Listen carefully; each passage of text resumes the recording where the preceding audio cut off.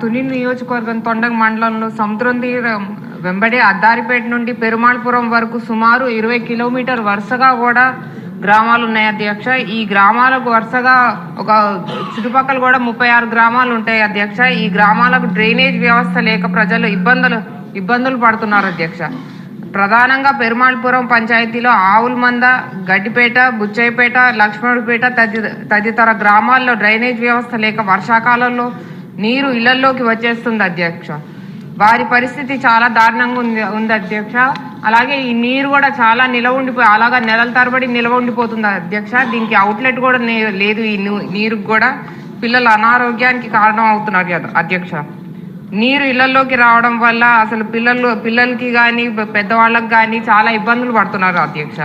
మహిళలు, రైతులు ఇబ్బంది పడుతున్నారు అధ్యక్ష. మీ ద్వారా గౌరవ పంచాయతీ శాఖ మంత్రి గారిని కోరేది ఏంటంటే ఈ డ్రైనేజ్ వ్యవస్థ త్వరగా ఏర్పాటు చేసి వారిని ఆదుకోవాల్సిందిగా కోరుతున్నారు అధ్యక్ష. థ్యాంక్ యూ అధ్యక్ష. జగదీశ్వర్ గారు.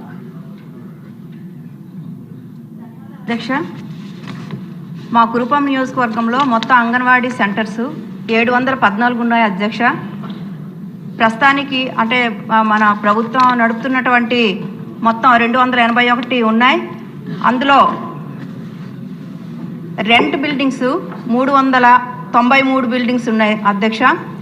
ఈ రెంట్ బిల్డింగ్లో ఉండడం వలన చాలా ఇబ్బంది పడుతున్నారు. అంటే ఇప్పుడు వర్షం వచ్చేసరికి పిల్లలు అంటే అక్కడ ఉన్నటువంటి ఏదైతే మనం మెటీరియల్ పంపిస్తున్నామో ఆ మెటీరియల్ తడిసిపోయి చాలా ఇబ్బంది పడుతున్నారు. కాబట్టి ఇప్పుడు ఉన్నటువంటి పరిస్థితుల్లో అంటే నిర్మాణంలో ఉన్నటువంటి 92 బిల్డింగ్స్ ఉన్నాయి. ఫౌండేషన్ నుండి ఫినిషింగ్ వరకు 92 బిల్డింగ్స్ ఉన్నాయి అధ్యక్ష. ఇవి తొందరగా కానీ పూర్తి చేసినట్లుగా అయితే వాళ్ళకి మనం మంచిగా అంటే ఇప్పుడు మెటీరియలే కాకుండా పిల్లలు కూడా కొద్దిగా అక్కడ నుండి అంటే పైనుండి ఉన్నటువంటి పెచ్చులు కూడా ఊడిపోయి అంటే పడిపోవడం జరుగుతుంది. వాళ్ళ మీద ఏదైనా ఏదైతే అది కొద్దిగా ఇబ్బంది అవుద్ది. కాబట్టి తమరి ద్వారా మన మినిస్టర్ గారికి సంజయ్ రాణి గారికి తెలియజేస్తున్నాను అధ్యక్ష. ఇవన్నీ కూడా వెంటనే పూర్తి చేస్తే బాగుంటుందని తెలియజేస్తూ ముగిస్తున్నాను. గౌతు శిరీష్ గారు. ధన్యవాదాలు అధ్యక్ష. గత ప్రభుత్వంలో పూర్తిగా నిర్లక్ష్యం చేసిన నూతన రేషన్ కార్డుల ప్రక్రియని మన కూటమి ప్రభుత్వం రాగానే ప్రజల ఇబ్బందులు అర్థం చేసుకొని కొత్త రేషన్ కార్డులు పంపిణీ సక్రమంగా మొదలుపెట్టారు అధ్యక్ష. అయితే ప్రజలందరూ కూడా అవి అందుబాటులో వస్తున్నాయి అధ్యక్ష.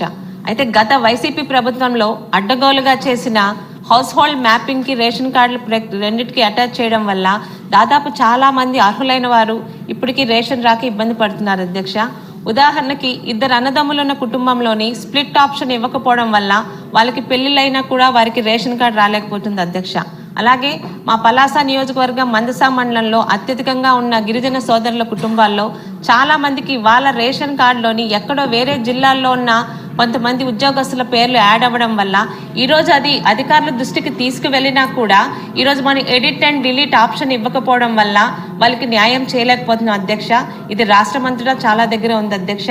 దయచేసి మీ ద్వారా సదరు మంత్రి గారు దీని మీద దృష్టి పెట్టి ముఖ్యంగా ఈ స్ప్లిట్ ఆప్షను ఎడిటింగ్ అని